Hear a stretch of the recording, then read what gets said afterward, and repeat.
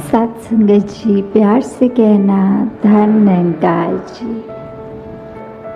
तो जैसे वो दूध का उदाहरण लेते हुए कि कैसे अगर हमें एक बूंद भी कोई, चाहे वो नींबू कह लें, नींबू का रस या कुछ भी खट्टी चीज़ डलते ही हम सबको पता है कि वो दूध का हाल क्या हो जाता है। वो जो गुण है दूध के, वो अब उस तरह पीने के लायक नहीं बचता। तो इतना एक जो न्यूट्रिशनल दूध है, जहाँ जो इतनी वैल्यू रखता है, इतना शरीर के लिए वो जो अच्छा काम करना था उस दूध ने, वो अगर मन के भाव, मन में खटास आ गई, ज़ुबान पे सेवा करते हुए अगर कुछ कठोर वचन निकल गए या सोच हमारी उस तरह दूषित हो रही है, किसी को और देखकर उनको सेवा के समय जज कर रहे हैं, या किसी भी भाव में अगर वो इतना अच्छा एक सफ़ेद निर्मल ये जो दूध के समान ये वातावरण बना हुआ, और हमने अपने मन से उसमें जब खटाई डाल दी और उसको ख़राब किया, तो और किसी के लिए तो चीज़ वो नहीं होगी ख़राब। सब अपने आप उसी तरह निरंकार से जुड़े हुए हैं, पर वो हमने अपने लिए अपनी ही सेवा को उस समय के लिए ख़राब कर दिया। जैसे बोलते हैं कि अपने पैर पे खुद कुल्हाड़ी मार दी। तो वही बात कि हम अगर सेवा को उस भाव में ना रखते हुए, पर उसमें अपने वो खटास डाल दें किसी रूप की भी, तो वो भी फिर उस तरह परवान नहीं है। वो हमारे मन मुताबिक, हमारी सोच, हमारे ख्याल जैसे ही सेवा में आएंगे, तो वो हरगिज़ हमारे लिए ठीक नहीं है। हाँ जी। व्यर्थ हो जाती है सेवा, अहंकार जब आता है। तो ये अहंकार का भाव जो बार बार इस शब्द में आ रहा है जिक्र, कि किस तरह हम अगर अहंकार रखेंगे, तो चाहे हमने सेवा करी है नहीं करी, या अगर ये हमारी सोच को भी लगता है कि एक छोटी सी चीज़ करने के बाद भी कि हमने इतनी बड़ी सेवा कर दी है, तो वो सेवा का तो अर्थ ही निष्काम है। सेवा तो होती ही समर्पित रूप में है, एक सरेंडर करने पे होती है। तो जब अहंकार आ गया, तो फिर वो सेवा सेवा नहीं है, वो फिर एक हमारा, ऐसे कह लें कि एक कोई कार्य अगर हम करते हैं और हम सोच कर कि इसको हमने इस तरह किया तो ही ये सफलता मिली उस कार्य को, जबकि हम ये भूल गए हैं कि ये सब करता धरता ये सब प्रभु परमात्मा है। तो अहंकार का सेवा जब भी हम कर रहे हैं, चाहे सिर्फ ये समागम की ही बात नहीं हो रही, सेवा पूरे दिन में हम अगर अपने घर से भी बात करें कि परिवार वालों के साथ, या स्कूल कॉलेजेस काम काज, या कहीं पे भी किसी रूप में भी सेवा जब कर रहे हैं, तो वो तब तक ही हम उसको ये मानते हुए कि हम कुछ भी नहीं हैं, हम सेवा करने वाले, ये औकात ही हमारी नहीं, तो वो भाव रहेगा तो मन में अहंकार नहीं आएगा। और जितना हम अहंकार से अपने आप को दूर रख सकें, वो हमारे जीवन में उतना ही हमारे को वो फ़ायदा है, उतना ही हम एक ये ठीक जैसे राइचियस पाथ पे हैं, वो मार्ग हमारा कितना स्पष्ट, कितना हमारे लिए ही वो अपने हमारे सेल्फ क्रिएटेड जो दुख हैं, जो परेशानियां हैं, वो सबका एक अहंकार ही बात है, जो कि कभी इतने सूक्ष्म रूप से आ जाता है, एक स्लाइटली हमें पता भी नहीं लगता कि कब हम एक वो भाव कि मैं कुछ नहीं से मैं सब कुछ बन जाता हूँ। तो वो अहंकार का भाव कम से कम ये सेवा के मैदान में ना हो, और सारी ज़िंदगी ही ना हो, पर सेवा करते समय तो बिल्कुल ये अर्पण, ये अर्पित भाव वो ही हो सिर्फ। हाँ जी। सेवा में गंवाना खुद को हरगिज ना गिनवाना है। तो ये सेवा करते हुए जब हम अपने आप को एक तुच्छ, एक अदना सा सेवक मानते हुए कि एक बूंद से भी कम, कि एक चींटी की भी कोई हस्ती है पर हमारी नहीं, इतना छोटा अपने आप को उस तरह मिटाकर जब हम ये करेंगे, तो हम अपने आप को उस रूप में गिनवाएंगे नहीं कि देखो अगर हम ना होते तो ये कार्य नहीं होता। ये चीज़ एक किसी व्यवस्था के रूप में, एक ये चाहे एडमिनिस्ट्रेशन हो या वो किसी भी रूप में कोई आयोजन करने के लिए, कि मैं ना होता तो ये कार्य में कितना अड़चन आ रहा है, ये कार्य भी नहीं हो सकता, ये तो मुझे ही पता था कोई कांटेक्ट ऐसा जिसने ये कार्य करवा दिया है, या कुछ भी ऐसे भाव जो अपने आप को हमें ये लगने लग जाता है कि अगर हम नहीं तो ये जो समागम है, कोई संगत है किसी भी रूप में, कि ये होना पॉसिबल ही नहीं था, तो सब मेरी वजह से ही तो है। तो ये भाव तो बिल्कुल एक पॉइजन के समान है, ये जहर है भाव, कि अगर हमने इसको ऐसे समझ लिया कि क्योंकि ये निरंकार, ये संगत सब वही प्रायोरिटी है, ये एक एक महापुरुष जिसके अंदर ये निरंकार का वासा है, वो खुद ही अपने आप में इतना ब्रह्म ज्ञानी, इतनी पावर, तो उनके लिए अगर सत्संग में ठीक से व्यवस्था करनी या किसी भी रूप में, उसमें अगर हम आपको अपने आप को गिनवाने लग गए कि हमारी वजह से ही ये पॉसिबल हुआ है, तो हमसे बड़ा कोई मूर्ख नहीं है। तो अपने आप से इस रूप में भी कि कुछ भी सेवा करें वो हमने की ही नहीं, वो तो निरंकार की एक कठपुतली बने हम। निरंकार ने कृपा करी कि हमसे, हमारे शरीर से ये काम लिया गया, हमारे मन में वो सोच दी गई और हमको वो धन रूप भी दिया गया कि कर सकें। हाँ जी, तन्मयता से अनुशासन में सेवा करते जाना है। तो जहाँ सेवा का नाम आता है, वो भाव आता है, वहाँ तन्मयता और अनुशासन, ये दोनों भी कीवर्ड्स साथ ही होते हैं कि सेवा का जज्बा अपनी जगह है, पर कैसे उसको एक बहुत ही उस रूप में किया जाए जिस तरह एक कायदा कह ले या एक पैटर्न जो बहुत ही सहूलत के लिए है। जब हम अगर सेवा कर रहे हैं कि इससे औरों की सहूलत हो, तो अपनी मर्ज़ी नहीं, वो जो जिस तरह कहा गया है उस तरह करें। एक चेतन ज़रूर रहें कि बिल्कुल वो लकीर के फ़कीर वाली बात नहीं कि अब है कुछ दिख रहा है जो ठीक नहीं है, पर उस समय हमारी ये अगर ड्यूटी यहाँ है, तो उस समय वो चेतनता अगर है तो हम उस कार्य को भी, अगर कुछ गलत होता देख रहे हैं, उसको भी सही करें, पर साथ में वो डिसिप्लिन रूप अपने आप को एक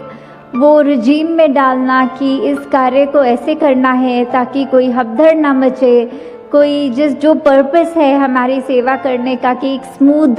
एक अच्छे फ्लो में सब कुछ चलता रहे और डिस्टर्बेंस ना हो। कहीं हम अपने मन की सुनकर वो खुद ही डिस्टर्बेंस का कारण ना बन जाएं कि एक चलती संगत में खुद ही हम उस अनुशासन को, उस मर्यादा को ना तोड़ दें। तो ये बात भी जहाँ बहुत ही ज़रूरी है कि कैसे हमें उस रूप में संगत करना है कि क्या डूज़ एंड डोंट्स हैं, उनको भी याद रखते हुए ये सेवा करनी है। हाँ जी, सेवा फलदायक न रहती कर्ता भाव के आने से।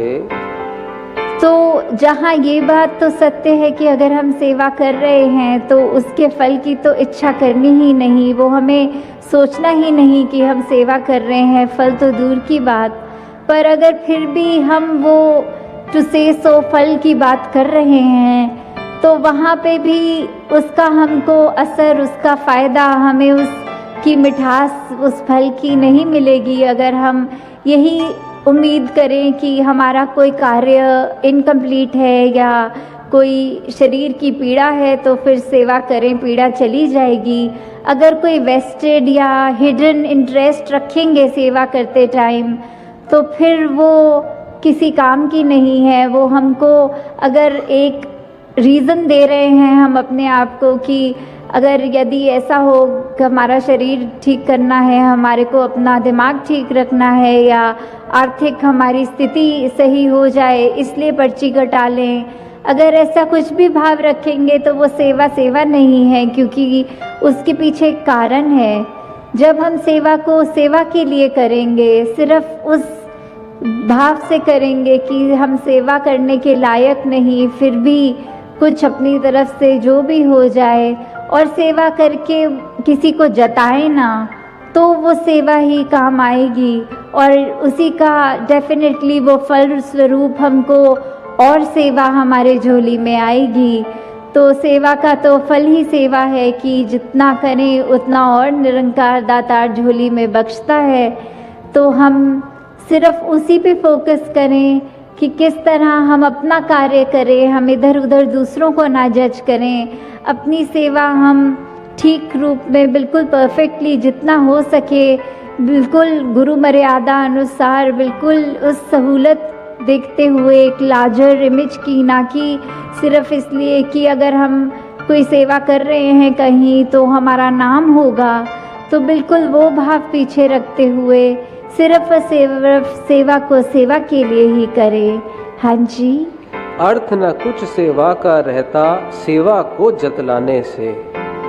वही बात कि अगर हमने कोई कार्य किया और फिर उसका ढंढोरा पीट दिया, या फिर कुछ महापुरुषों के साथ ये उस रूप में जिक्र भी किया कि देखो ये हमने कार्य किया तो हुआ नहीं, तो पॉसिबल ही नहीं था उस कार्य का होना,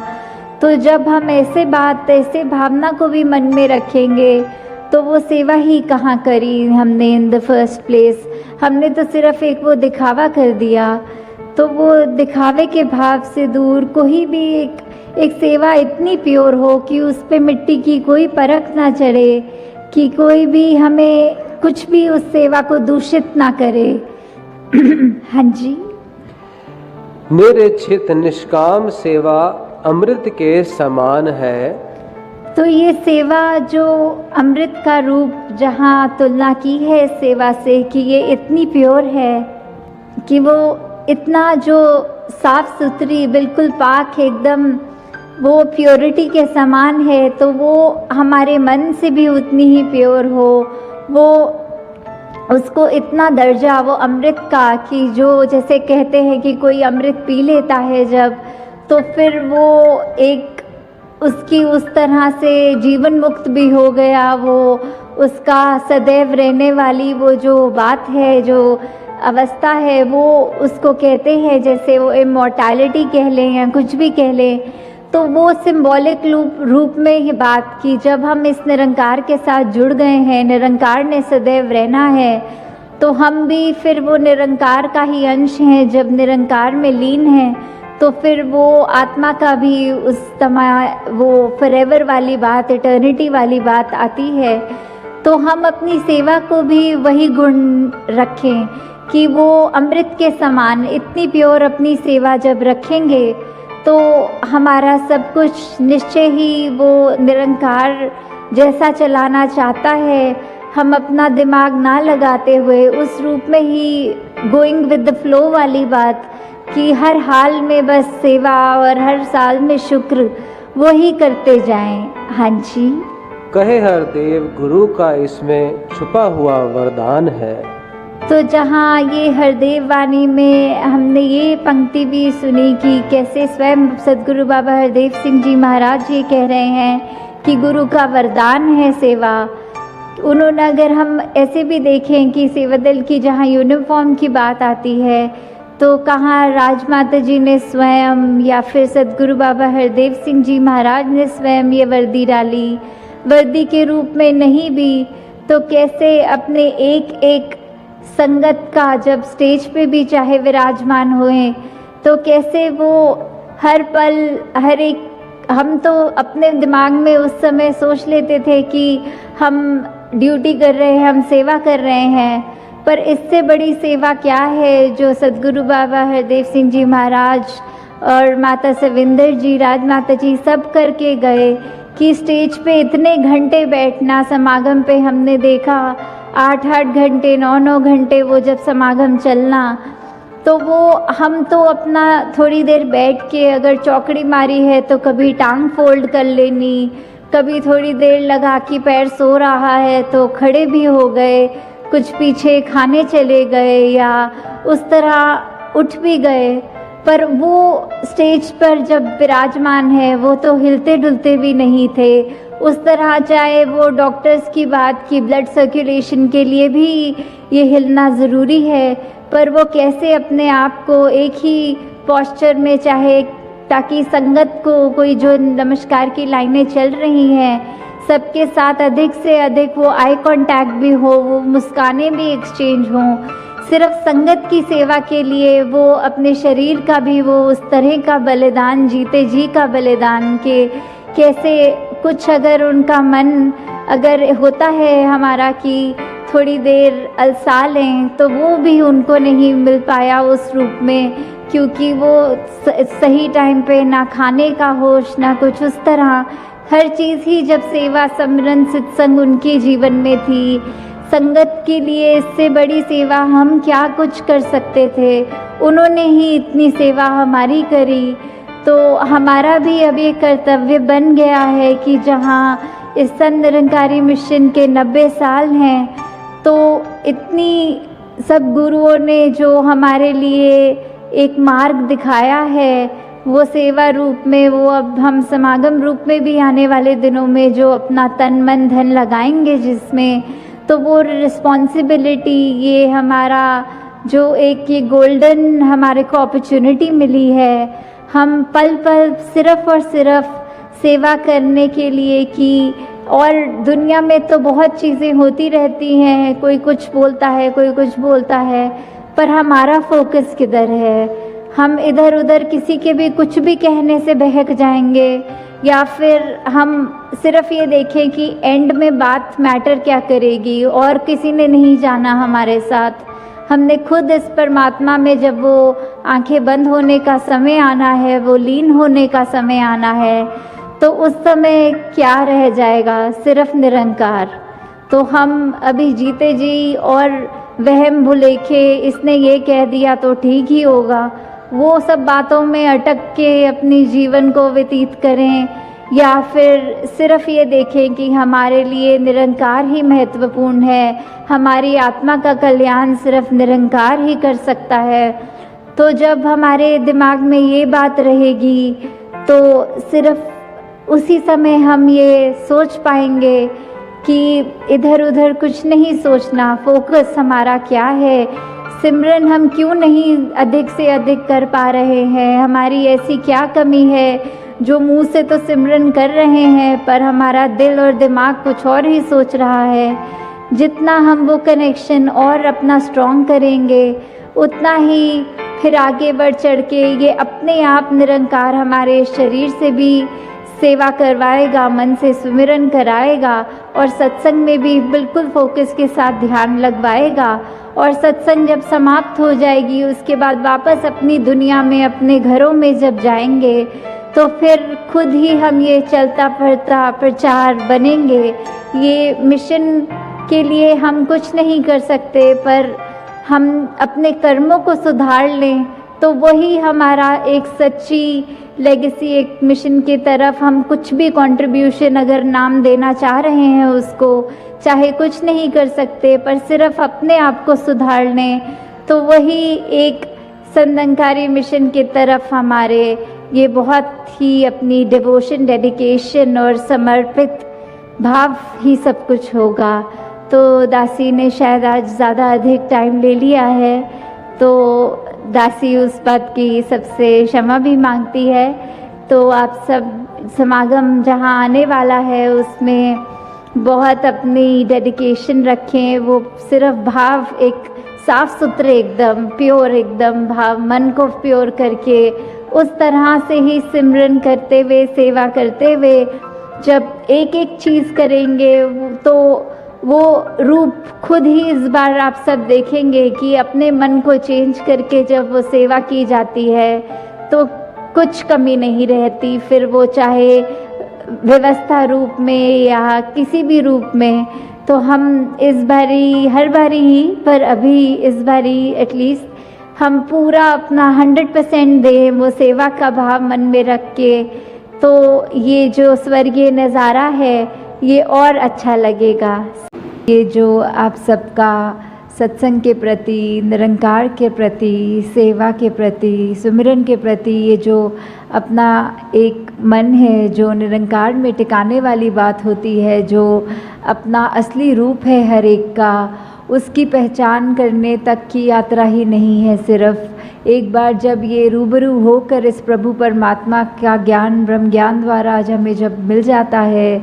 तो उसके बाद जीवन को कैसे जीना है, वो सब बातें जो इस सत्संग रूप से हमें शिक्षा मिलती है, उसको किस तरह अपने जीवन में अपनाना है। तो वही भाव आप सबका आज दिख रहा है कि चाहे आज कुछ भी करा जा सकता था दिन में, पर आप सब ने ये वो डिसीजन लेकर कि आज सत्संग ही किया जाए। तो उस तरह ये जो नहीं भी आ पाए और उनका भी ध्यान था सत्संग में आने का, या आप सब ये जो आए भी, तो कैसे ये समय की बात है कि अपना यूज़ जो किया उसको इस प्रभु परमात्मा निरंकार के एहसास में बिताने वाली बात आ जाती है कि कैसे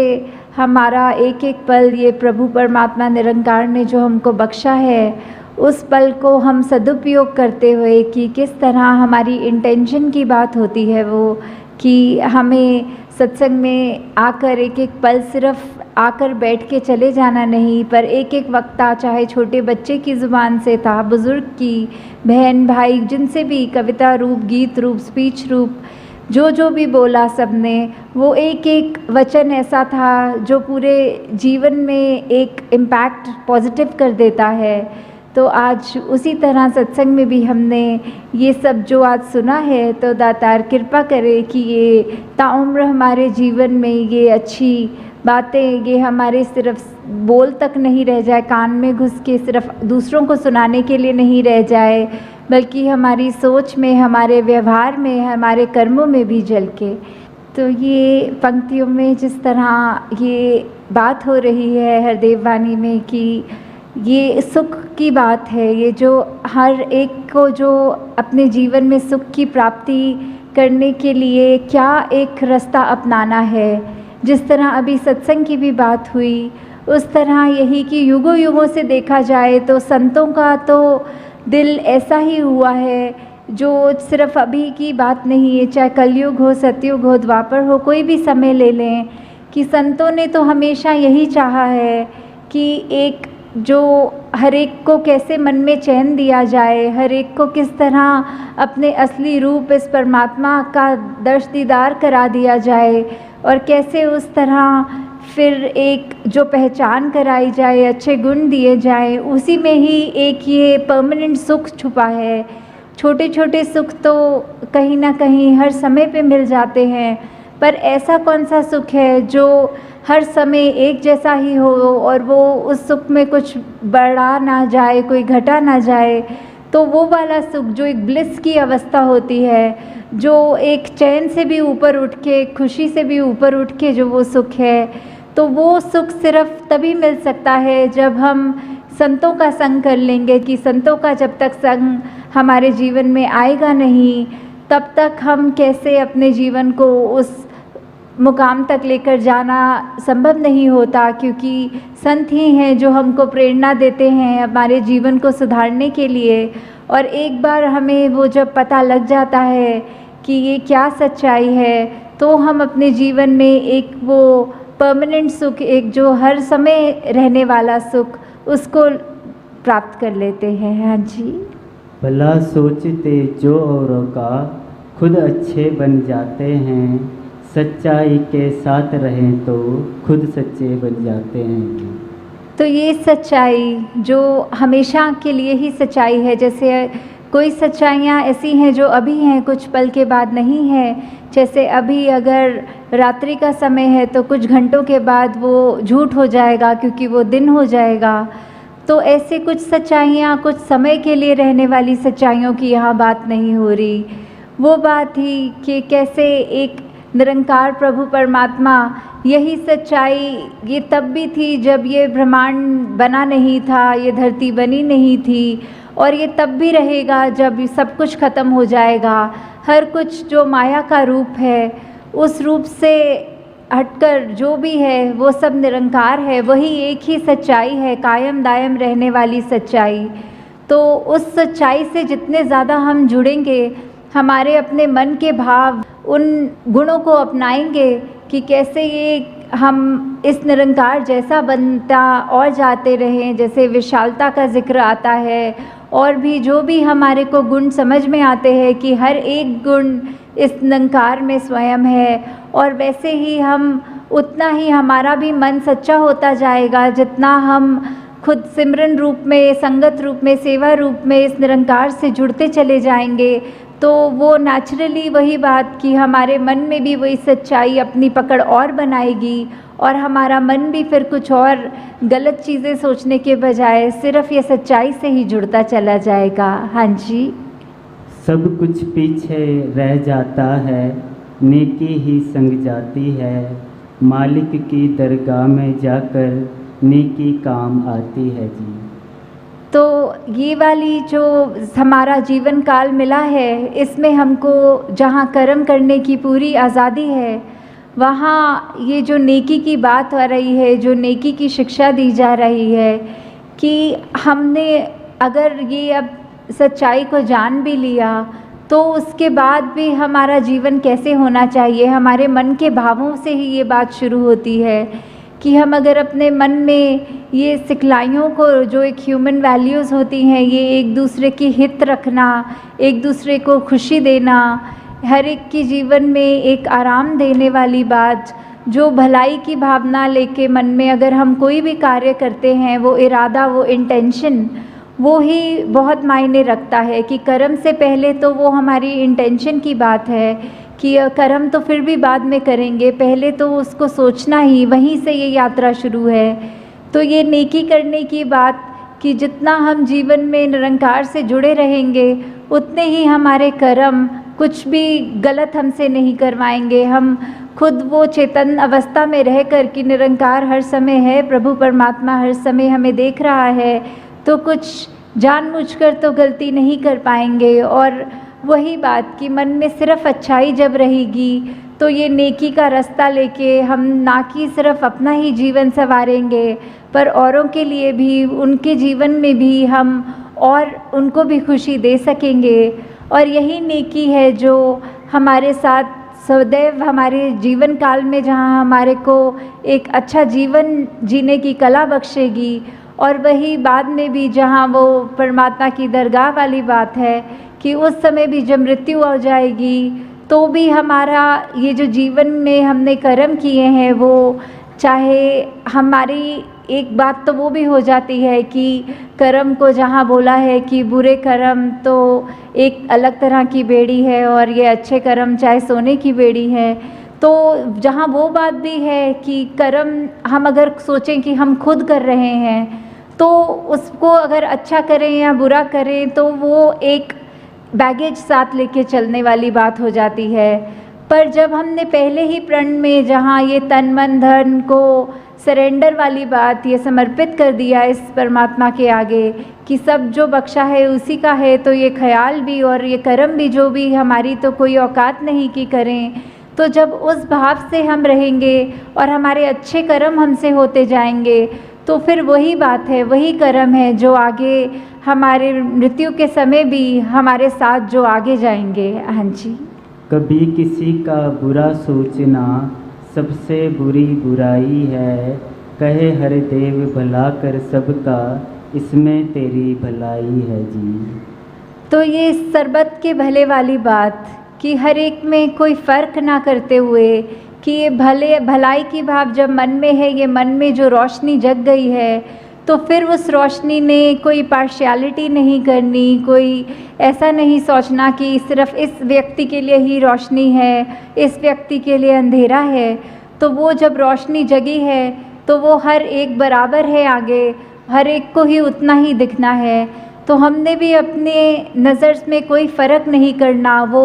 भाई कन्हैया वाली सेवा भक्ति की बात कि जहाँ युद्ध के मैदान में जब उनसे भी पूछा गया कि आपने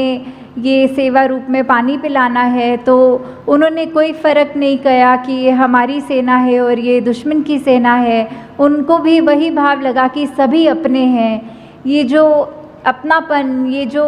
सभी अपने वाली भाव है, वो उस भाव से जो सेवा की गई उनकी भी, तो वही एक मूल बात है कि जब ये परमात्मा प्रभु ये ही एक है और हम उसके संतान, चाहे कितने भी भिन्न भिन्न दिखते हों, आदतें कितनी अलग हों, खान पीन, कोई पहनावा, कोई रहने की जगह, कोई देश, जितने भी अलग हम उस तरह दिख रहे हों, पर ये जोत तो एक ही है जो हमारे साथ है, जो हम जिसका अंश अपने आप को बोलते हैं, परमात्मा का अंश ये आत्मा,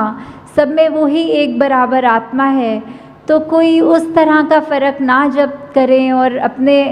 आप पे ये सुधार हमेशा जारी रखें कि हम बस अपना एक जो सही मार्ग है उस पर ही चलते रहें, ठीक बातें करें, सही अपना उच्चारण रखें, तो वही बात हमारे जीवन में खुशबू भी जहाँ डालेगा वही हमको और निम्रता की ओर भी लेकर जाएगा। हमको अपने कर्मों के ऊपर वो अभिमान भी नहीं होगा और हमेशा वो सेवा भावना जहाँ सभी अपने हैं उस नज़रिए की तौफीक भी हमको हमारे साथ रहेगी।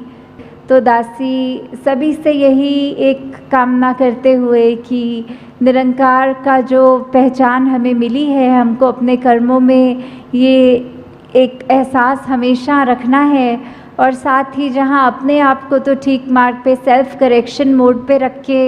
हर चीज़ को करना है, साथ ही कोशिश ये भी हो कि हम जितने भी और हमारे जानने वाले हैं हम उन तक भी ये सच्चाई की वे आवाज़ पहुँचाएँ कि जिस तरह हमको ये तौफीक मिली है, दातार कृपा करे हर एक के घर में एक ये ज्ञान उजारा होकर उनको भी ये रोशनी मिले। सत्संगत जी, धन्यवाद जी।